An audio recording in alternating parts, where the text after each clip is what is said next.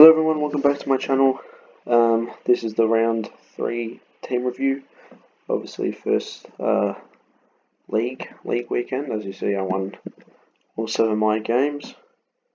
Yeah, I thought I had a shit week, to be honest. Look at my final score. I saw 223. I was like, I did a lot worse than last week. I thought it wasn't as good, but as you can see, top 4%. A good rank change, basically doubled last week as well. Obviously top 2% overall.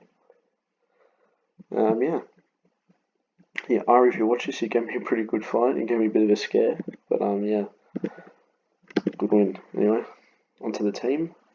Start from the back.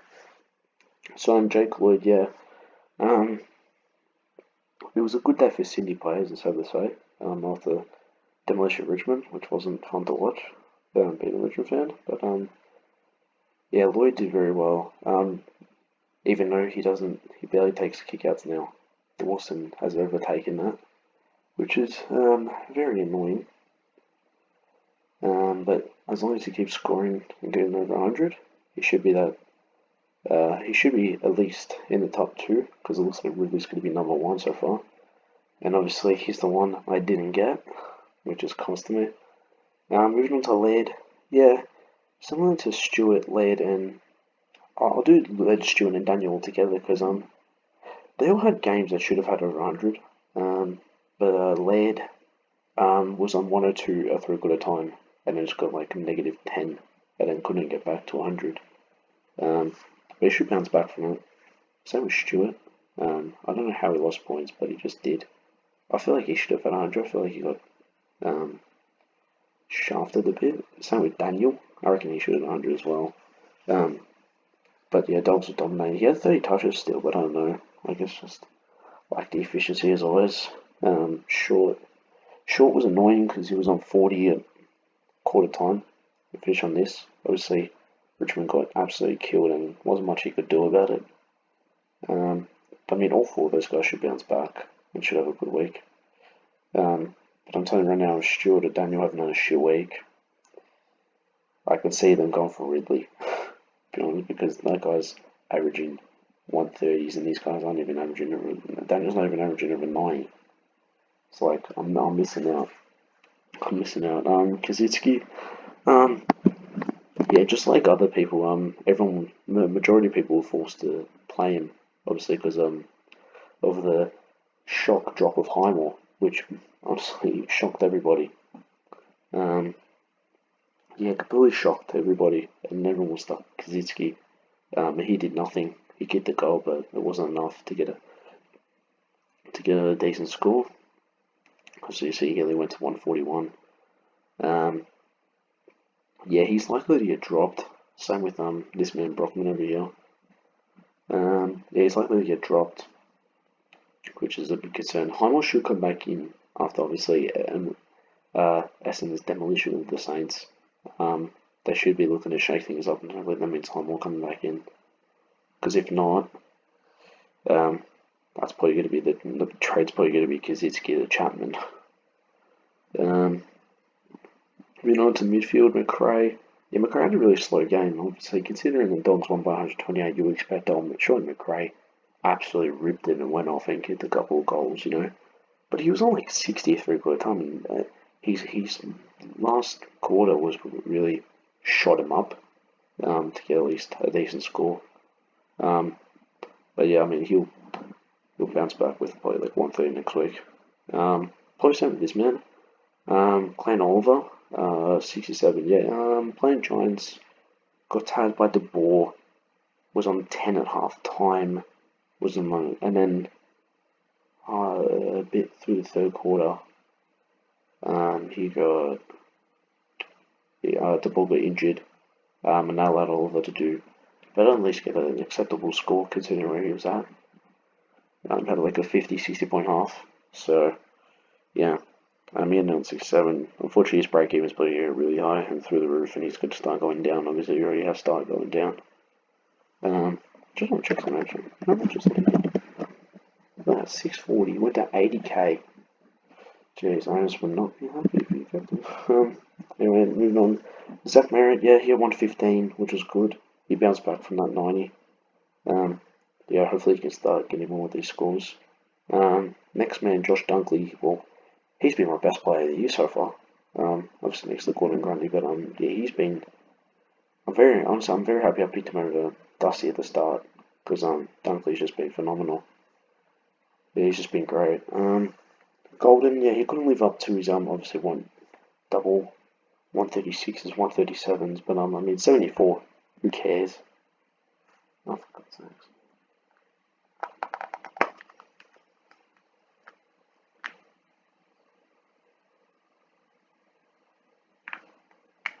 Sorry about that. Yeah, Golden had his it doesn't matter because he's got from 117 to 241 in 1 week. So who cares? Yeah, who cares? He's probably gonna be 300 next week. Like, who cares? Powell and Jordan, they both had the same game. Powell was, what was he meant to do? What was the guy meant to do? I'm surprised he got that score, to be honest. Like, there was nothing he could do. Jordan, I did not watch the Giants one game. I was at the soccer, so I didn't get to watch it. I didn't know how he played, but I saw that he kicked a goal in the last quarter and got like 12 disposals. Efficiency wasn't the best, I think. The guy got scouted from 58 to 49, which put a real sour taste on his score. Yeah, as you can see, obviously, our VC Grundy, 162. Obviously, it was VC Grundy to Gorn, and obviously, you couldn't pass up 162 even though Gorn did better. And then, I don't even know where to start with this guy. So, I emergency Paddy Dow, because I looked, it was rather him or Brockman. McNeil I didn't even consider, to be honest. I don't know, I probably should have because he's playing North Melbourne. But I didn't even consider, so I went, okay, am I going Dow, who plays midfield, versus Fremantle, or am I going Tyler Brockman, who's a small half forward, playing against Geelong? And I picked Dow. I had faith in Dow. I went to one. He's played Richmond and Collingwood. This is his week. This is his week to prove himself. This is his week to show why this man's a good pick. And he did absolutely nothing. He got 12 disposals, and someone got 27 points out of that playing midfield. The guy played midfield the entire game, and he still did horrible.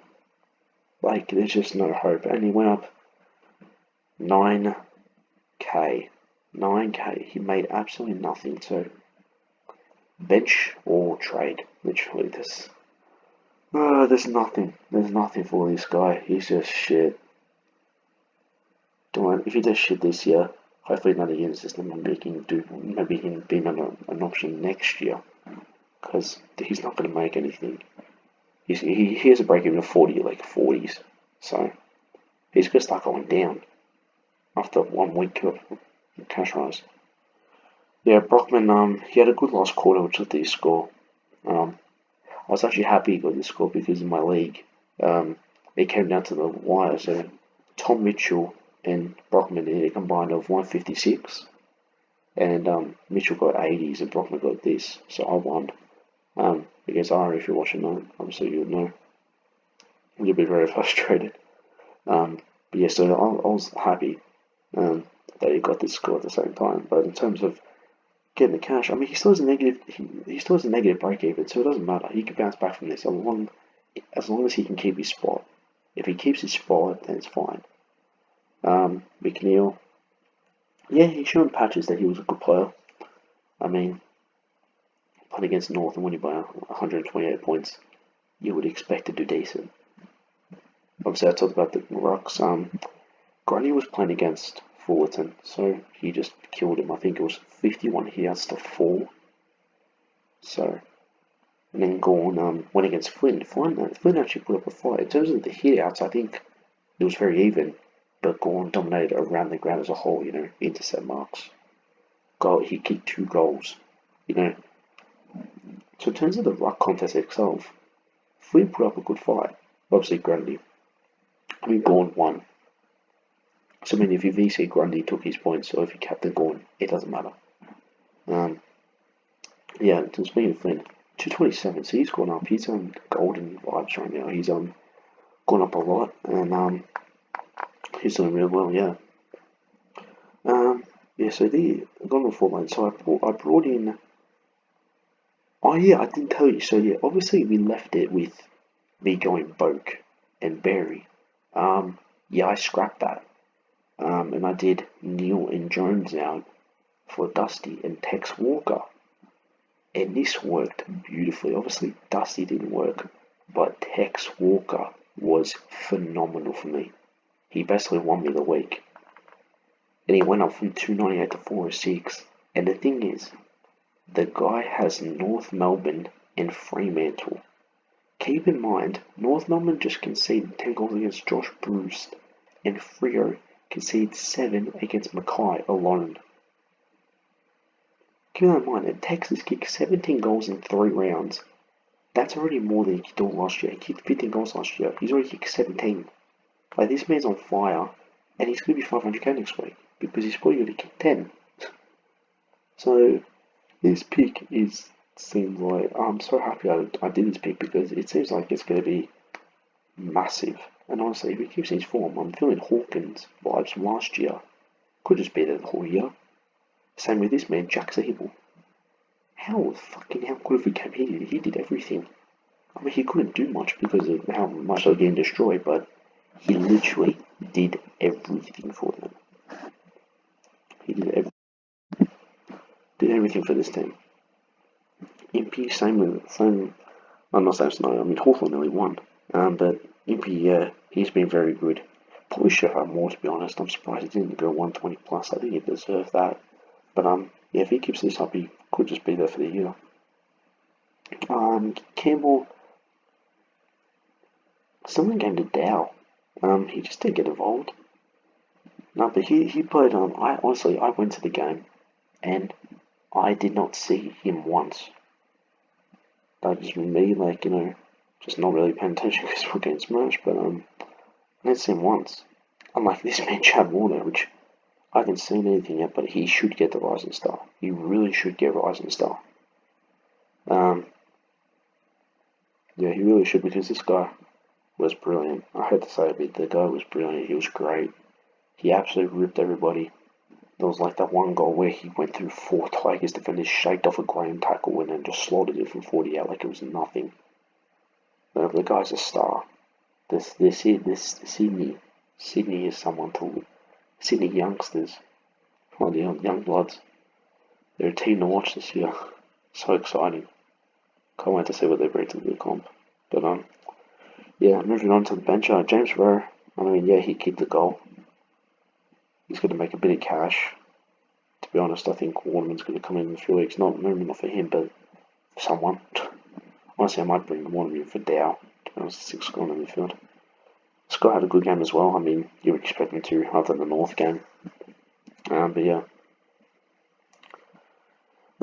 So yeah, trades. I'm not gonna lie, I have no idea what I'm doing.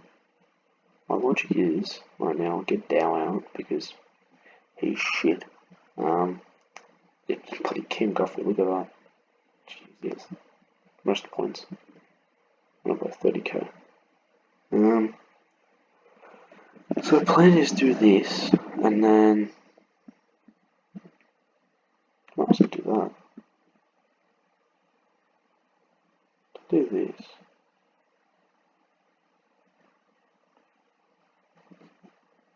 And then bring in. No, I can't do it because it's not gonna play. So do Sharp there. Yeah, I want to bring really good, so that's not an option.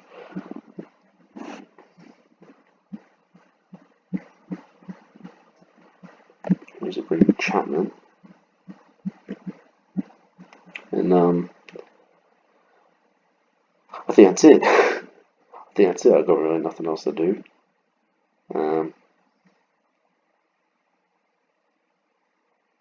Yeah, Paddy Dow, man. It's just a really annoying trade. I think that's all I got, really. I don't know, the pay desk could start going down, so I might as well get him out. Because he's probably going to lose his spot. So the plan is that. Suppose the Palmore doesn't play, can't we, Paul?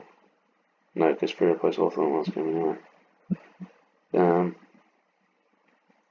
In terms of who's playing who, I still might feel blocked, to be honest, even though I did shit. VC captain options. Okay, let's analyse this. Sydney's playing Essendon. I don't think there's any Sydney players other than Lloyd. I don't think Lloyd will play Richmond. Could go Dusty, but I don't think he'll do anything. Bulldogs. Might VC Dunkley, you know. Like I feel like St Kilda West Coast don't have any players from those teams because they're shit. Gold Coast Carlton don't have any of those players. Watch Dow fucking go off. It's gonna be so annoying, but he will. Collingwood. See, I think VC Grundy's the way to go because he's playing against Flynn, and obviously Gorn go off against him. So I feel like VC and Grundy's the way to go. And honestly, Captain Gorn, he's got against Rick Stanley. He's got to go off. At the same time,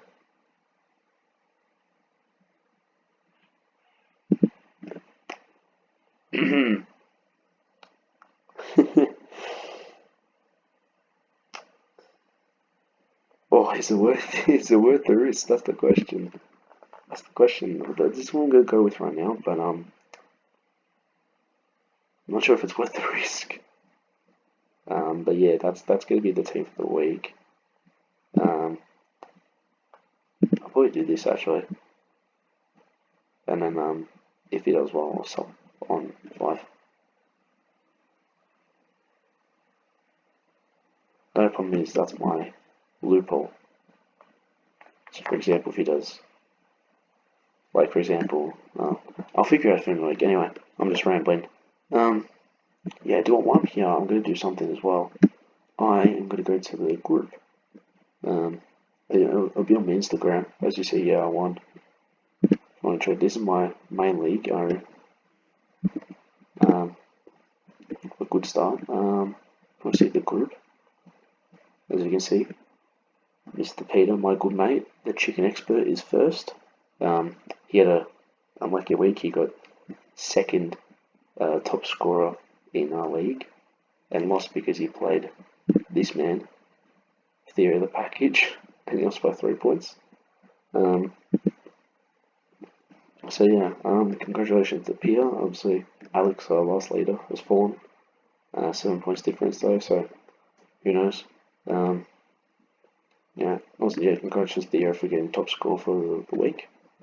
Yeah, so good luck with your leagues. Good luck. Hope you guys won. Tell me how you win in the comments. What your score is, rank, etc. If you want trades, all that. I mean, you guys know what to do. Instagram account, etc.